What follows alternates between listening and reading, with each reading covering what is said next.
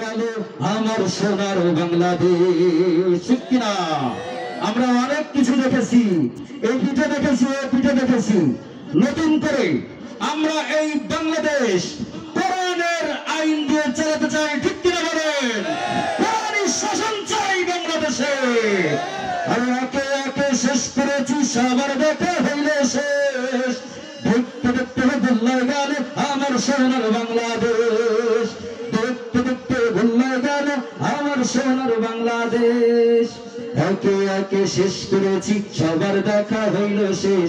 দেখতে দেখতে ভুলে গেল আমার সোনার বাংলাদেশ। দেখতে দেখতে ভুলে গেল আমার সোনার বাংলাদেশ।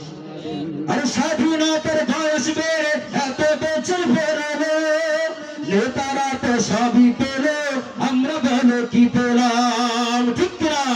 নেতারা সবই পাইছে, গাড়ি পাইছে, বাড়ি পাইছে, কিন্তু আমরা পাবলিকেরা নেতাদের পিছনে ঘুরে ঘুরে এখন আমরা ভোটে পাই। কিন্তু এখন থেকে আমাদের প্রতিজ্ঞা হবে এটাই যে নেতাদের পিছনে ঘুরবো না, এমন নেতাদের পিছনে আমরা ঘুরবো যারা জনগণের স্বার্থে কাজ করবে, যারা নিজের স্বার্থে কাজ করবে, এমন নেতাদের পিছে আমরা আর ঘুরবো না। আর স্বাধীনতার বয়স বেড়ে এত বছর পা দিলাম, নেতারা তো সবই পেল, আমরা বলো কি পেলাম?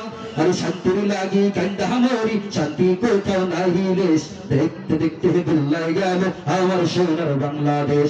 দেখতে দেখতে ভুলে গেল আমার সোনার বাংলাদেশ।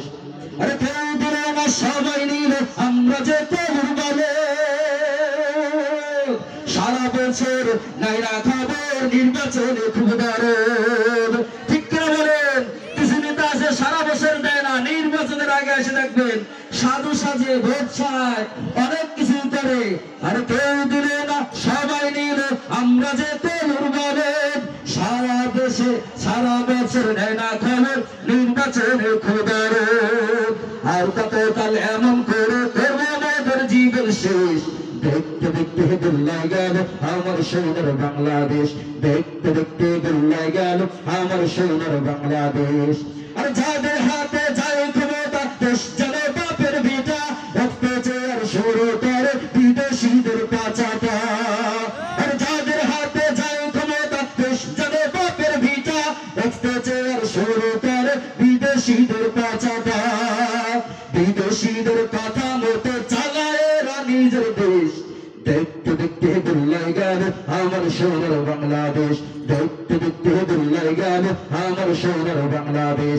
একে একে শেষ করেছি, সবার দেখা হইল শেষ। দেখতে দেখতে ভুলে গেল আমার সোনার বাংলাদেশ। আমরা আর দেখতে চাই না, আমরা কোরআনি শাসন চাই। কোরআন দিয়ে যারা রাষ্ট্র চালাবে, আমরা তাদের সাথে থাকতে চাই। সকলে একটু দুহাত জাগিয়ে দেখেন, সকলে দুহাত দেখেন আল্লাহকে।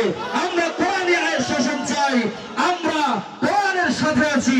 আলহামদুলিল্লাহ, আমাদের মাহফিলের প্রধান অতিথি সারা বাংলায় আলোড়ন সৃষ্টিকারী বক্তা হযরত মাওলানা মুফতি